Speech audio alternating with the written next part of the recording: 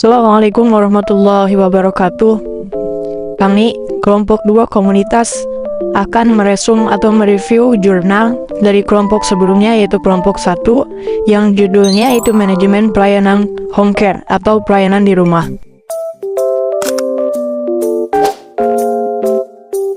Nah, di sini kami menggunakan metode 5W1H, yaitu what, who, where, when, why, and how.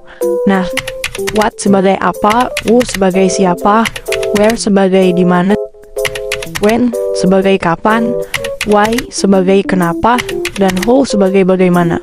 Nah, di sini 5W1H ini yang pertama what.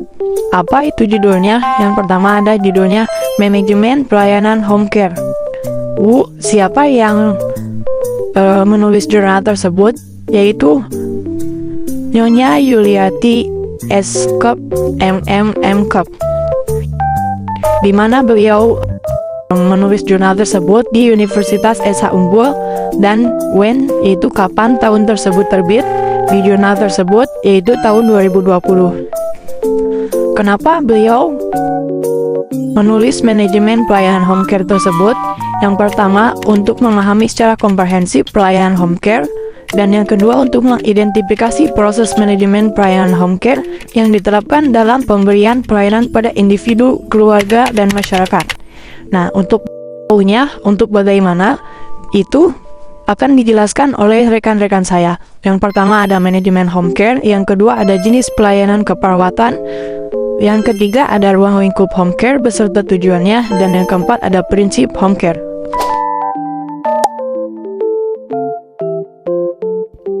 Yang pertama, manajemen home care. Home care adalah pelayanan kesehatan yang berkesinambungan dan komprehensif yang diberikan kepada para individu dan keluarga di tempat tinggal mereka, dan bertujuan untuk meningkatkan, mempertahankan, atau memulihkan kesehatan atau memaksimalkan tingkat kemandirian dan meminimalkan akibat dari penyakit. Jenis pelayanan keperawatan di rumah dibagi kepada 3 kategori, yaitu yang pertama, keperawatan klien yang sakit di rumah merupakan jenis yang paling banyak dilaksanakan pada pelayanan keperawatan di rumah, sesuai dengan alasan kenapa pasien tersebut perlu dirawat di rumah. Individu yang sakit memerlukan asuhan keperawatan untuk meningkatkan kesehatannya dan untuk mencegah tingkat keparahan sehingga tidak perlu dirawat di rumah sakit. Yang kedua, pelayanan atau asuhan kesehatan masyarakat yang fokusnya pada promosi dan prevensi. Pelayanannya mencakup mempersiapkan seorang ibu bagaimana merawat bayinya setelah melahirkan, pemeriksaan berkala tumbuh kembang anak, mengajarkan lansia beradaptasi terhadap proses menua, serta tentang diet mereka. Yang ketiga, pelayanan atau asuhan spesialistik yang mencakup pelayanan pada penyakit-penyakit terminal, misalnya kanker, penyakit-penyakit kronis seperti diabetes, stroke, hipertensi, dan juga masalah-masalah lainnya. Ruang lingkup home care. Pertama, memberi asuhan keperawatan secara komprehensif. Yang kedua, melakukan pendidikan kesehatan pada pasien dan keluarganya. Yang ketiga, mengembangkan pemberdayaan pasien dan keluarga.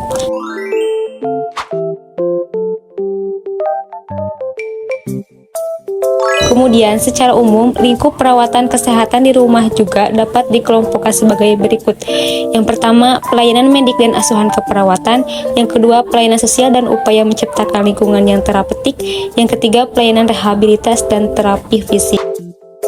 Adapun tujuan diadakan home care, yang pertama, terpenuhi kebutuhan dasar atau biopsikososial spiritual secara mandiri. Yang kedua, meningkatkan kemandirian keluarga dalam pemeliharaan kesehatan.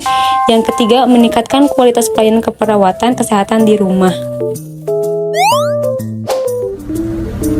Prinsip home care. Di sini ada 13 poin. Yang pertama, pengelolaan home care ini tentu saja dilaksanakan oleh perawat. Yang kedua, pelaksanaan home care adalah terdiri dari profesi kesehatan yang ada seperti dokter, bidan, perawat, ahli gizi, apoteker, sanitarian, dan tenaga profesi yang lain. Yang ketiga, mengaplikasikan konsep sebagai dasar mengambil keputusan dalam praktik. Yang keempat, mengumpulkan data secara sistematis, akurat, dan juga komprehensif. Yang kelima, menggunakan data hasil pengkajian dan hasil pemeriksaan pemeriksaan dalam menentukan diagnosa. Yang keenam, mengembangkan rencana keperawatan didasarkan pada kebutuhan dasar pasien. Yang ketujuh, memberi pelayanan paripurna yang terdiri dari preventif, kuratif, promotif, dan juga rehabilitatif. Yang kedelapan, mengevaluasi respon pasien dan keluarganya dalam intervensi keperawatan, medik, dan juga lainnya. 9. Bertanggung jawab terhadap pelayanan yang bermutu melalui manajemen kasus. Yang ke-10, memelihara dan menjamin hubungan baik di antara anggota tim. Yang ke-11, mengembangkan kemampuan profesional. Yang ke-12, berpartisipasi pada kegiatan riset untuk pengembangan home care. Yang terakhir, yang ke-13 adalah menggunakan kode etik profesi dalam melaksanakan pelayanan di home care.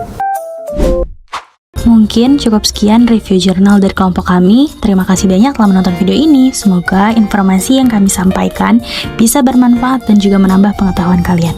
Jangan lupa juga untuk tetap semangat dan terus belajar ya. Sampai jumpa di video berikutnya. Have a great day. Bye.